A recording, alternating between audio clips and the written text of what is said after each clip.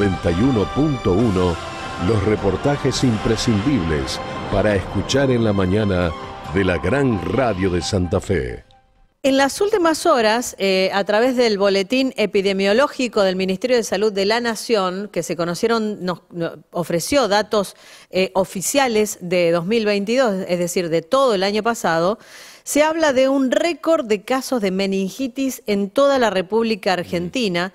Y a partir de eso, obviamente queríamos saber por qué. ¿Qué grado de preocupación tenemos que tener cuando hablamos de una cantidad de casos de meningitis tan marcada?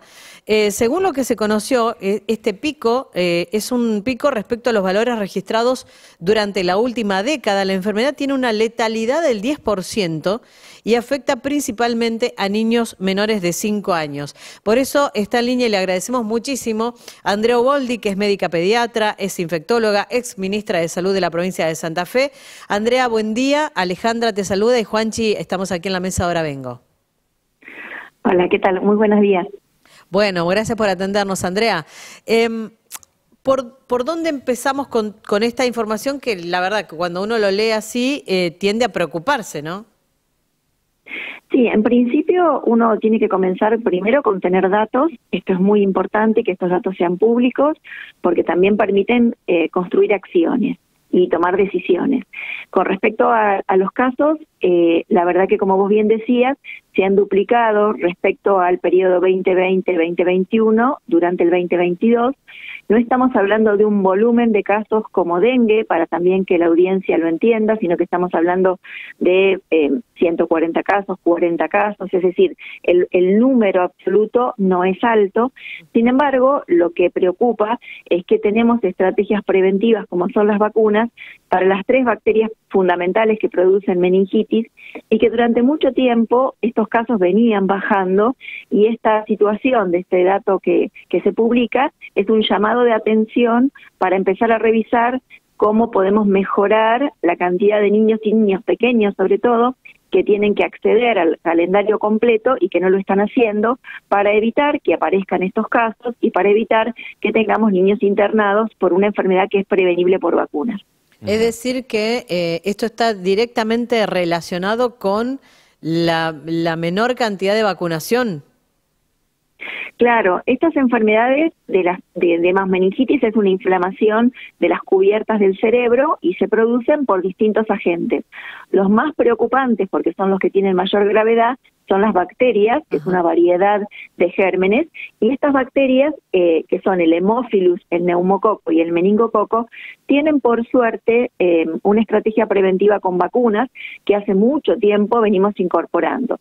Entonces, cuando la población tiene la sensación de que quizá no hace falta vacunar niños y niñas porque estas enfermedades no están, comienza a haber una caída en las coberturas de vacunación, que no solo depende de la población, sino que depende de muchos factores y, por supuesto, agravado por la situación de pandemia.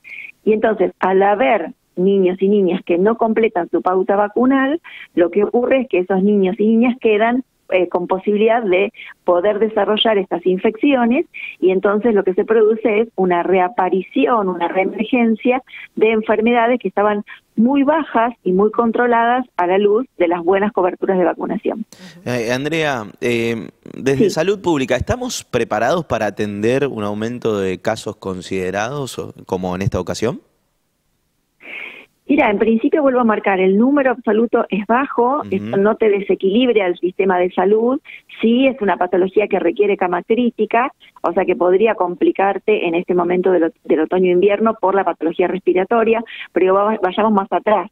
Antes de prepararnos para atender meningitis, tenemos un montón de cosas para hacer, como es comunicar, como es informar la importancia de las vacunas, como es revisar carnet de vacunas, como es una planificación de búsqueda activa.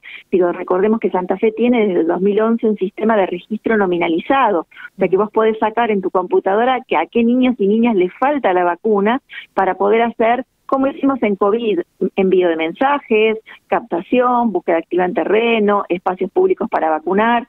Digo, hay muchísimo para hacer y estamos hablando de una población muy pequeñita y muchas de estas vacunas, por ejemplo la vacuna quíntuple o pentavalente, pensá que protege no solo de la bacteria de meningitis, sino que protege de tos convulsa, que es una infección respiratoria del otoño-invierno, que ya hay casos. Digo, vacunación antigripal, que también acompaña muchas de estas vacunas y estamos muy bajos en este momento con el incremento de las infecciones respiratorias. O sea que el dato está y ahora es el momento de planificar acciones para informar a la población, para buscar a la población, para pensar qué está fallando, por el cual las vacunas no están llegando a todos aquellos que la necesitan, en un contexto social complejo, pero me parece que hay que ponerse en marcha. ¿Cómo es el calendario, digamos, esta vacuna dentro del calendario de vacunación? ¿En qué momento deben aplicársela a los chicos? Bueno, las vacunas que previenen la meningitis, tenemos 3 vacunas. La primera, la más conocida y más vieja, es la vacuna pentavalente o quíntuple. Esa vacuna se aplica a los 2 meses, una segunda dosis a los 4, otra tercera dosis a los 6. Ahí estamos más o menos en cobertura, pero luego necesita un refuerzo a los 15 meses. Ahí estamos con población con una cobertura por debajo del 75% de la población a nivel nacional cubierta con este refuerzo que es importantísimo para el resto de su vida. Con respecto a la vacuna de neumococo, esta vacuna es una vacuna que tiene 13 variedades de neumococo incluidas para proteger y el esquema es a los 2 meses, a los 4 meses y a los 12 meses.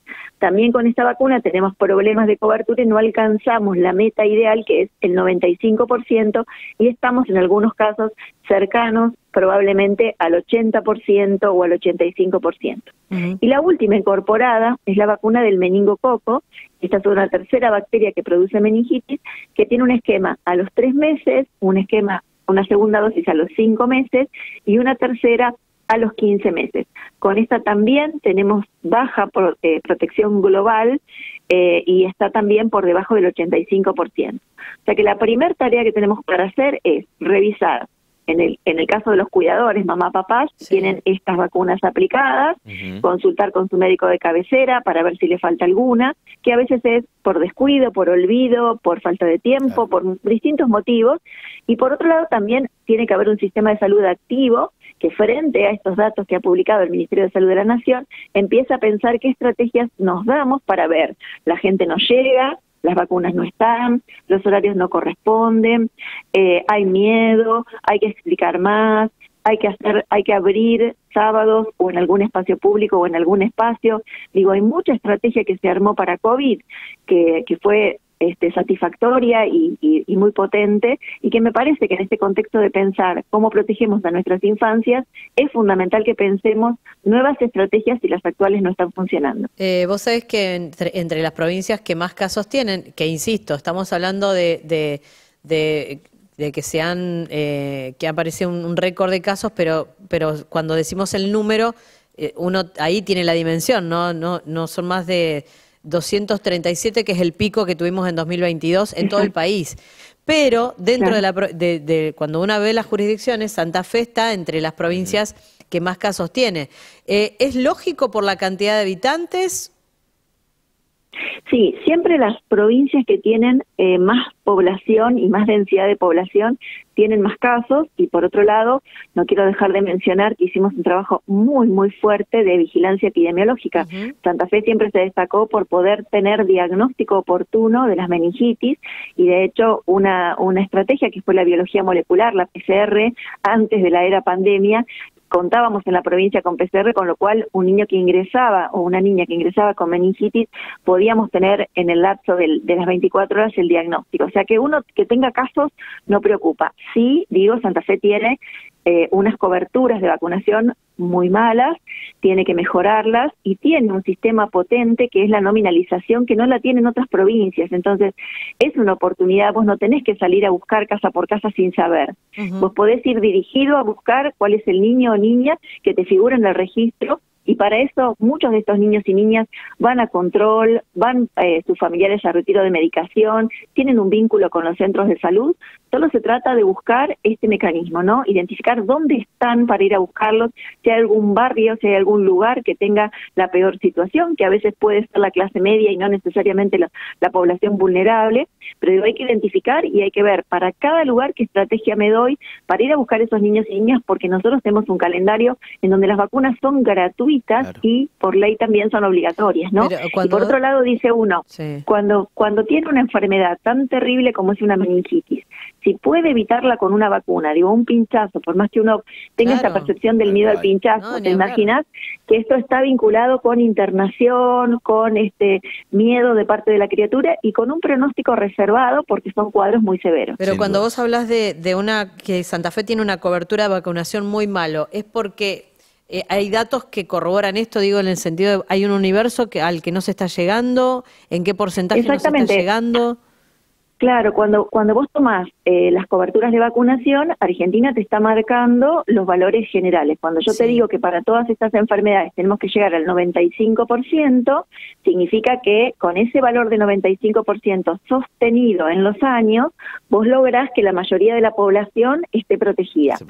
Si vos año a año venís con valores por debajo de ese valor, el total país está muy por debajo del valor. Yo te estoy diciendo un refuerzo de vacuna pentavalente a los 15 meses, 75% total país. Pero estos valores también tienen un reflejo en las coberturas de Santa Fe. Entonces digo, ya tenemos datos de cobertura de Santa Fe que están marcando que no estamos llegando al 95%, y son malos porque tu ideal tiene que ser llegar a ese valor, sostener ese valor para tratar de evitar que reaparezcan estas enfermedades. Entonces estos valores están disponibles, hay una información como es este boletín, que es muy bueno que tengamos esta información. Ahora de lo que se trata es de establecer alianzas estratégicas con sociedades científicas, con distintos organismos, con escuelas, con guarderías, con todos los medios de comunicación para revisar cómo puedo mejorar esta situación que tengo a la luz de que quiero evitarle a muchos niños y niñas con esta situación socioeconómica de Argentina la posibilidad de que padezcan una infección que puede ser grave. Está claro que la vacunación es la prevención, Andrea, pero ¿cuáles son los síntomas que da la meningitis? ¿Cómo uno detecta, obviamente que el primer síntoma, me imagino, el asistir al médico de cabecera o al pediatra, pero ¿cuáles son los síntomas principales que tiene la meningitis? Bueno, en principio nos vamos a detener en los más chiquititos, o sea, uno puede tener meningitis en cualquier edad, esto es verdad, sí, pero quienes tienen más riesgo son los menores de 5 años, los menores de 2 años y los menores de 1 año. Entonces, en general, los que somos pediatras sabemos que cuando un niño pequeñito tiene un cuadro febril, o sea, fiebre alta, siempre amerita una consulta. ¿Por qué? Porque el único síntoma puede ser la fiebre alta y yo tengo que revisarlo para ver, está muy dormido, está molesto, tiene manchitas en la piel. Entonces, en general uno dice, un bebé con fiebre muy alta, un bebé que está muy dormido, un bebé que está demasiado llorón, que tiene manchitas en la piel, que vomita y que la mamá o el papá lo notan diferente, amerita que concurra a ser evaluado. En general estos son los síntomas, pero estos síntomas también pueden ser de una neumonía, de una bronquiolitis, o sea que en el menor de 1 año siempre la fiebre y algo que la mamá o el papá o los cuidadores noten que es diferente, que no lo mira igual, que no se prende bien a la teta, que está demasiado llorón, que está demasiado dormido, amerita la consulta oportuna. Y en ese sentido, cuando uno los revisa, bien, lo que hace es evaluar qué factores de riesgo tiene y cómo luce, cómo lo veo en su aspecto, para pensar si es una infección viral y banal o es una infección severa que amerita un laboratorio, sacar líquido de la espaldita. Pero digo, la mayoría de estas meningitis tratadas a tiempo con antibióticos, pero que ameritan una internación, tienen buena evolución. Sin embargo, para no llegar a esta situación, vayamos más atrás, vayamos con la estrategia preventiva. No, es súper interesante y hay mucho miedo por ahí cuando uno escucha meningitis. Absolutamente. Da miedo, ¿no?